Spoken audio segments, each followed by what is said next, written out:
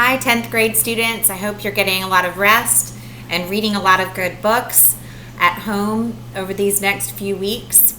I wanted to create this video to introduce you to Incidents in the Life of a Slave Girl by Harriet Jacobs. This is the next book that you are going to be reading with me virtually.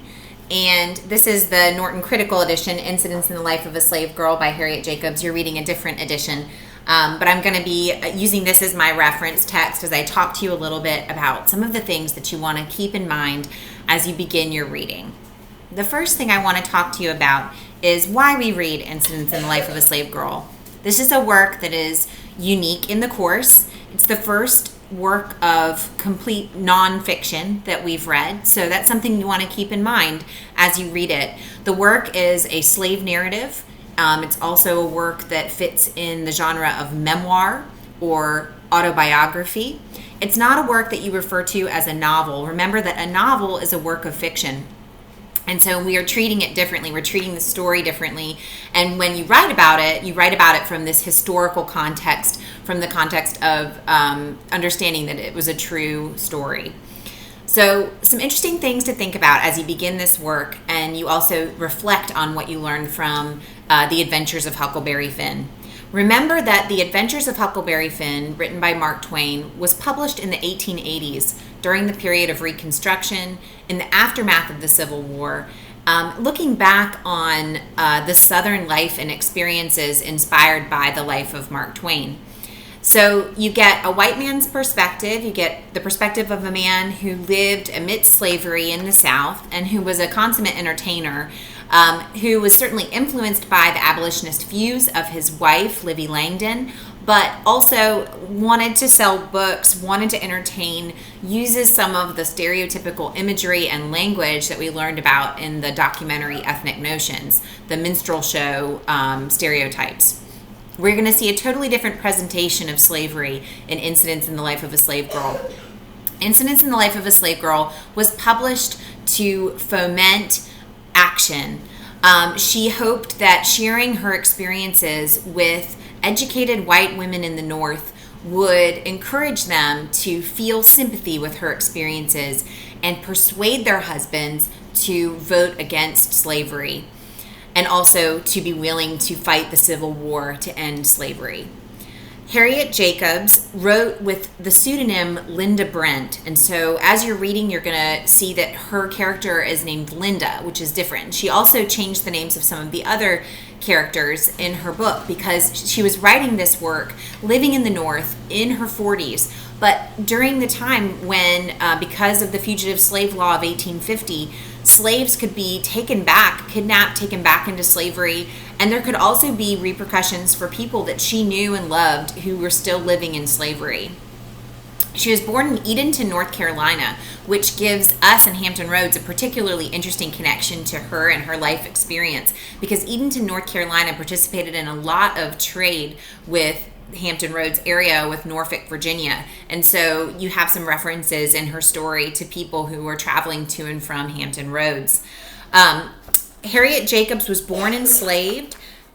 She was born in 1813 in Edenton, North Carolina, and her parents were skilled and highly valued. Her father was a skilled carpenter, and her grandmother was a famous baker in the town. And you're going to learn about her story. It was a true story, and she was ultimately able to earn her own freedom. Harriet Jacobs expresses some situations that are very different from the ones that, say, Mark Twain depicted with the character of Jim. She was a young woman enslaved. She was light-skinned. She was related by blood to her master's family. And so she depicts three key arguments against the institution of slavery. The first is that she and many of her fellow slaves are related by blood. They're consanguineous with the families that are owning them and selling them as chattel. And so it's very hard to argue that enslaved people are not human when you yourselves are related by blood to those slaves. The second argument that she makes is one that is unique to the experience of a young woman in slavery. She argues that slavery encourages sexual moral predation, and she depicts some of that in her own experience, the way that the slave masters would take advantage of slave women, often intentionally, in order to impregnate them and sell their children into slavery.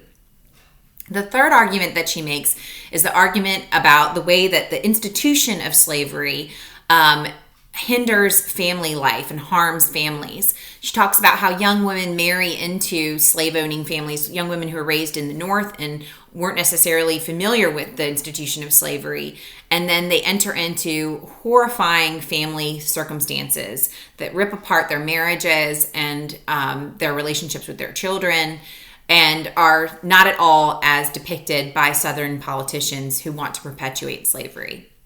So as you read, I want you to consider the perspective of Harriet Jacobs.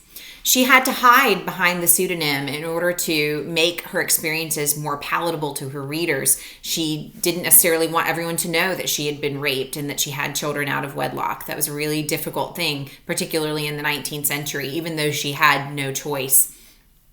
I also think it's a really interesting book to compare to some of the Holocaust stories that we studied earlier in the year, as she spends many years in hiding and has that similar experience of hiding away, fearfully concerned that she's going to be imprisoned, punished, harmed. Her children will be imprisoned because of her racial identity.